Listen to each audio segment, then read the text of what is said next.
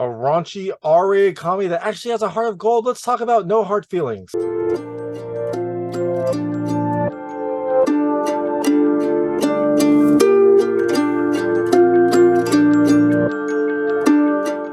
everyone, this is David Stark from Watcher Pass. I'm here to talk to you about No Hard Feelings, which comes to theaters on June 23rd, 2023. It stars and is produced by Jennifer Lawrence. She kind of gets her producer cap on and helps to kind of make this movie a thing. It also is directed by the director of Good Boys, so you kind of have an idea of what this is going to be. It is going to be an R-rated comedy. It's going to have raunchy moments. It's going to have laugh out loud comedy, and it's going to have a little bit of heart. And overall, I actually kind of liked the heart much more than I expected. My hot take is, look, I kind of had this between a rent and a watch. I think overall I liked it, especially kind of the ending a lot more than I expected to. So I think in the end it's a watch. It straddles that line, but I think it kind of tips over into the watch based on kind of how it progresses and how it ends.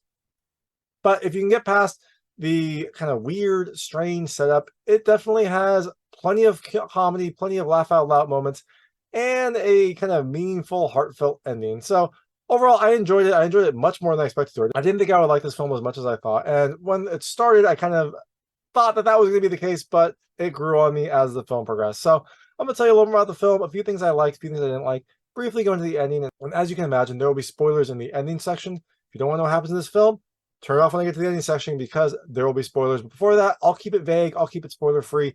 And I'll let you know when I get to those spoilers. So in No Hard Feelings, you have Maddie, who has spent her entire life in Montauk, New York, which is apparently a kind of coastal region in New York. I'm learning all about these fun East Coast coastal regions from movies. You got Fire Island, and then just more to the east on the edge of that little, I guess, peninsula thing, you've got Montauk. It is a beautiful beach town. Maddie has spent her entire life there, but she's kind of fallen on hard times.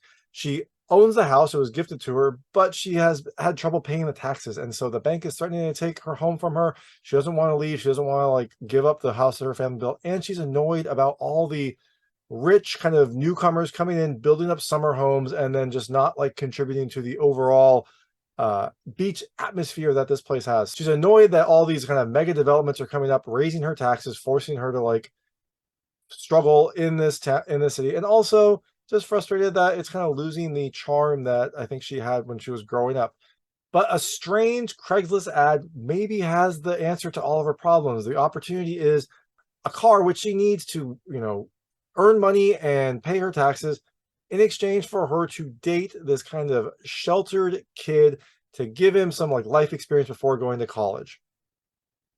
And wouldn't you know it, maybe this is the answer to all of her problems, or maybe it's the cause of some new ones. You have to watch the movie to find out. So, things I liked about this movie. The first, look, it's funny. It definitely has a lot of funny moments. There's definitely some good humor. There's some awkward jokes, but overall, it has plenty of good laugh out loud moments, plenty of good comedy from all around. It's a rom-com.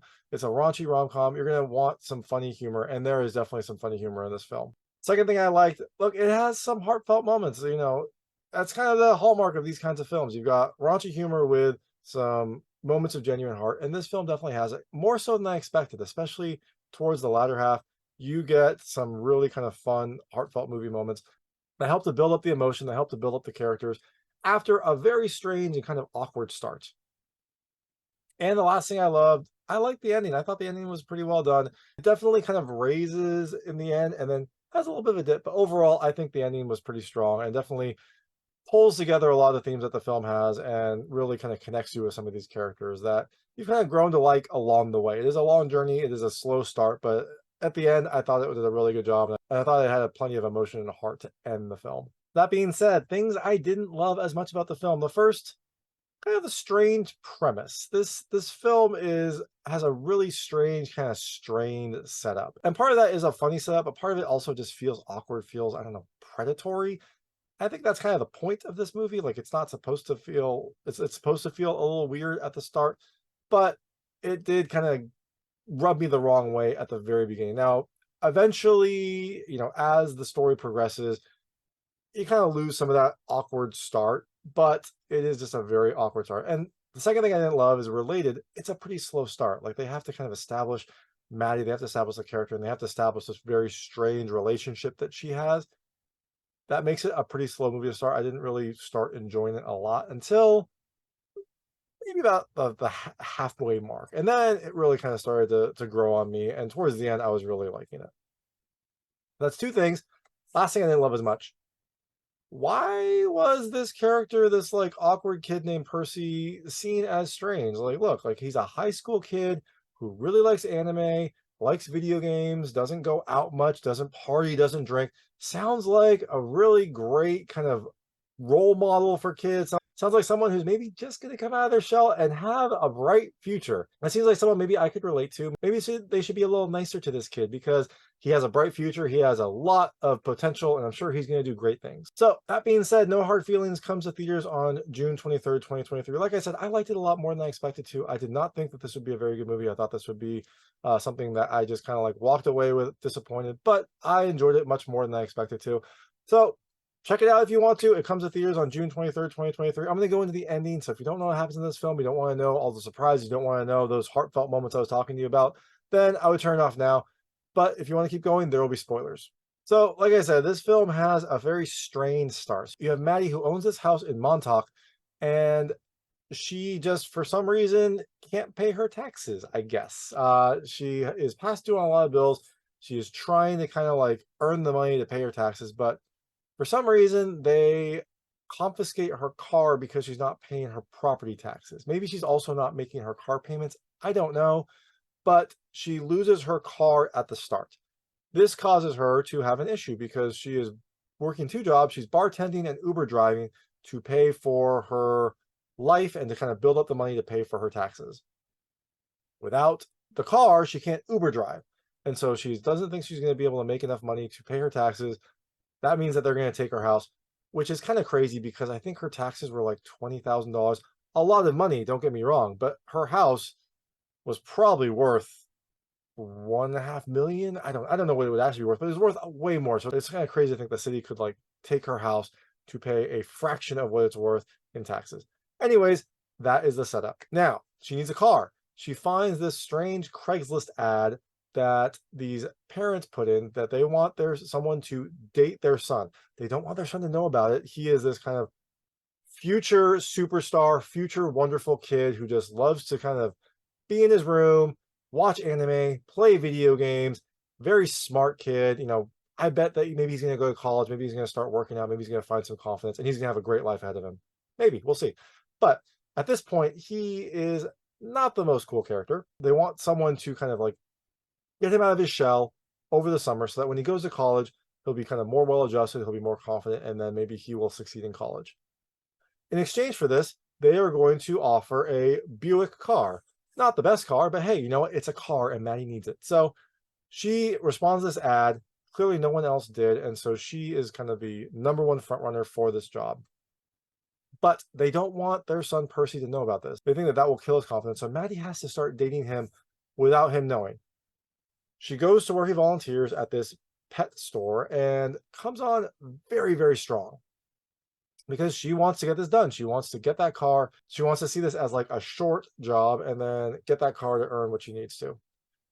But Percy's kind of a strange kid. He's nervous. He's scared of the world. His parents have kind of done everything for him. And he is definitely in this for love. He doesn't want to just like instantly hook up with someone. He wants to get to know Maddie. He wants them to go on dates. He wants to kind of take the long approach for this. Maddie doesn't want to like mess this up, so she agrees. They start going on dates, and as they do this, they start learning more and more about each other, and they start becoming friends, and they start actually caring for each other. So during some of these dates, which they're cute, they're exactly what Percy kind of likes doing, but I think it's also fun for Maddie to go and kind of experience these again. She has been kind of jaded with life and dating, and so I think it's fun for her to like go and enjoy these. They walk dogs, they play laser tag, they go to an arcade and just kind of like play arcade games and play like, you know, games of chance, get tickets, win prizes.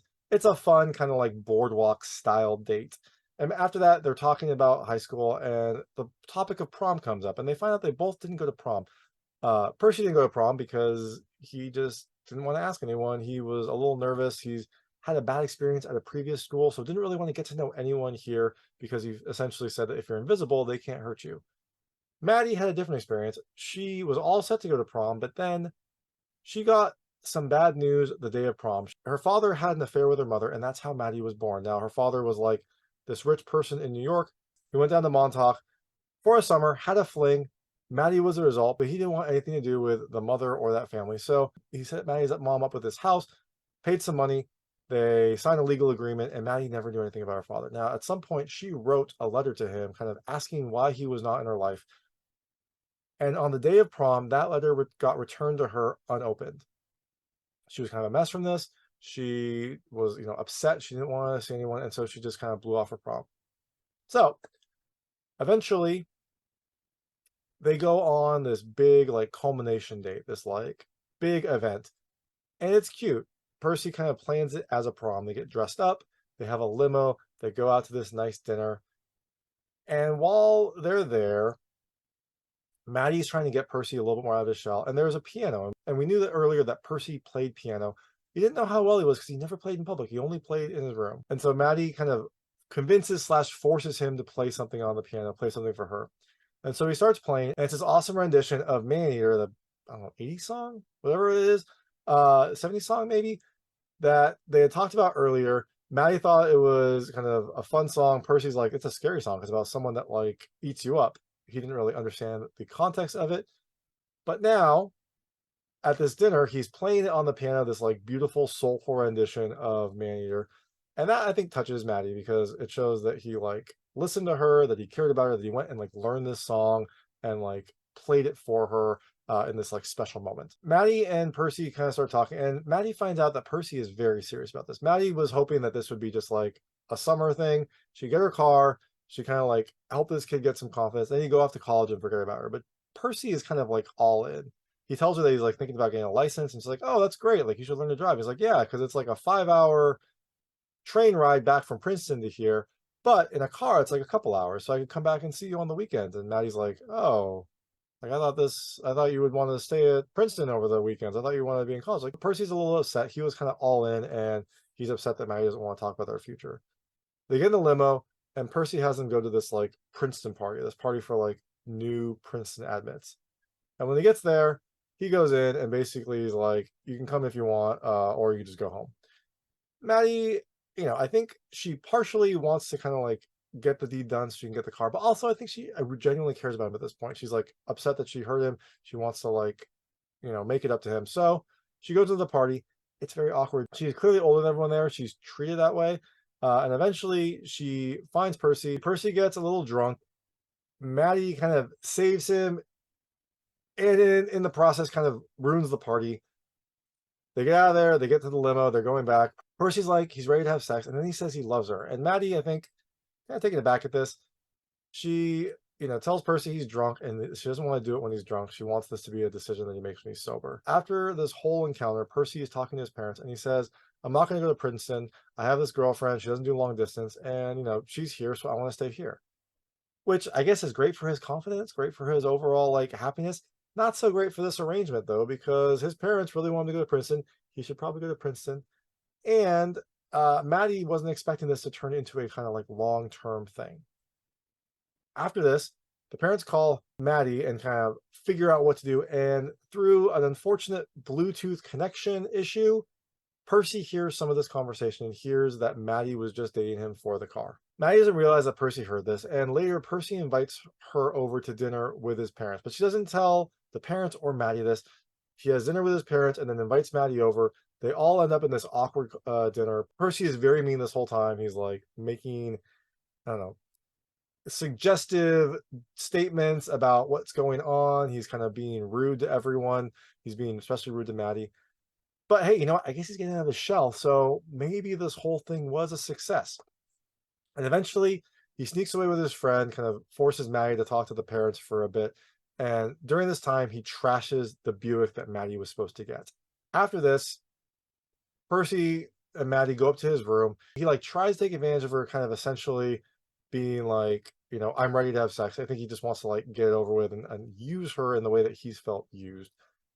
Maddie seems to kind of like capitulate because she's like, will this make you happy? It'll make you happy, then let's do it. They kind of have sex. It's not really sex, but you know what? They do something. And afterwards, Percy tells her that her car is destroyed, like out in their yard, which is cruel. And Maddie tries to explain to him, like, look, like I don't have rich parents to help me. I'm gonna lose my house. And Percy's mean to her. He's like, you do have rich parents. You just have been waiting in that house for your entire life to hear from them, and they're not coming. Really mean way to end this, but Percy's feeling a lot of emotions, I guess, and Percy's feeling very hurt. Maddie leaves. She eventually, that car is actually towed to her house because the car's title is in her name. So she gets the car back, and it still runs, surprisingly. It looks like garbage. It looks terrible, but it still runs. So Maddie starts bartending and Uber driving in this car that looks like it should be demolished. But hey, you know what? She's doing it. She's getting her Ubers done. She's probably not getting the greatest reviews, but she's making money. Percy, on the other hand, yells at his parents, tells them that he wants to be independent, that he doesn't want them to like monitor everything. He wants to be on his own. They seem to both be kind of like growing separately. So Maddie eventually makes her savings goal. She saves her house, but unfortunately for her, Percy is not returning her calls, her texts. I think she wants to like find some closure. She wants to kind of apologize to him, make sure he's okay. He wants none of it. Eventually, she goes to another Princeton party. The first one didn't turn out well. Let's see if this one turns out well. No, it doesn't. Maddie's trying to talk to Percy. Percy gets upset at her. He like tries to leave. She says no, and she jumps on the hood of his car. This is a callback to an earlier scene when Percy was trying to like stop her from leaving, and he jumped on the hood of her car, which causes crazy nighttime, partially nude driving fest with Percy on the hood of the car. Now Maddie's flipped. Now Maddie's the one on the hood of Percy's car. She's trying to apologize to him, trying to like get him to understand that she actually did care for him. He's having none of it. He drives to the beach, but eventually he drives into the ocean because he can't see where he's going. He just ends up in the ocean. Maddie flies off the car, luckily into the ocean. They're both okay, and then after this, they kind of make up. The car is not total, but is damaged, but Maddie and Percy's friendship seems to be repaired. So, fast forward to this. Maddie has sold her house. Who'd she sell it to? She sold her house to some friends who wanted to stay in Montauk but couldn't afford it. So she sold to them at a below market rate, but enough that she could kind of get by and fulfill her dream of moving to California. She tells Percy she's going to go to California. She also fixes up the car before this. Percy is going off to Princeton, so he packs up his stuff, gets ready to go. He leaves his parents and gets to his Uber car, and wouldn't you know it, it's Maddie. Maddie is there with her car, packed up, ready to go to California. She's going to drop Percy off at Princeton and then continue on to California. So it's sweet. It shows that she does actually care about him, that they kind of like have this strange relationship that, who knows, maybe they'll blossom. Probably not, but you know what? You never know. Maddie drives into Princeton, drops him off, and then continues on to California.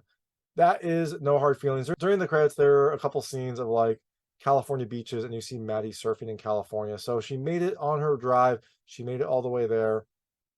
She's finally fulfilling her dream. I don't know. I don't really know if selling a house in Montauk would let her afford anything in California that would be close to similar. So hopefully she is doing all right, but I don't know. I guess we'll find out. She seems to at least be living her dream. And that is No Hard Feelings. Like I said, it comes to theaters on June 23rd, 2023. It is a lot better than I expected it to be. It definitely has some heart. It definitely has some funny moments. So if you get past the really weird premise, the really kind of sleazy startup to it, you'll find a fun, humorous, and heartfelt romantic comedy. So thanks so much for watching. If you liked this review, please like and subscribe to this channel. It helps me out a lot. Make sure all my new content goes straight to you. Thank you. Who owns this house in Mohawk? Monarch? Mohawk? Mowalk? Let's see. Monarch? Montauk? Motok? Montauk.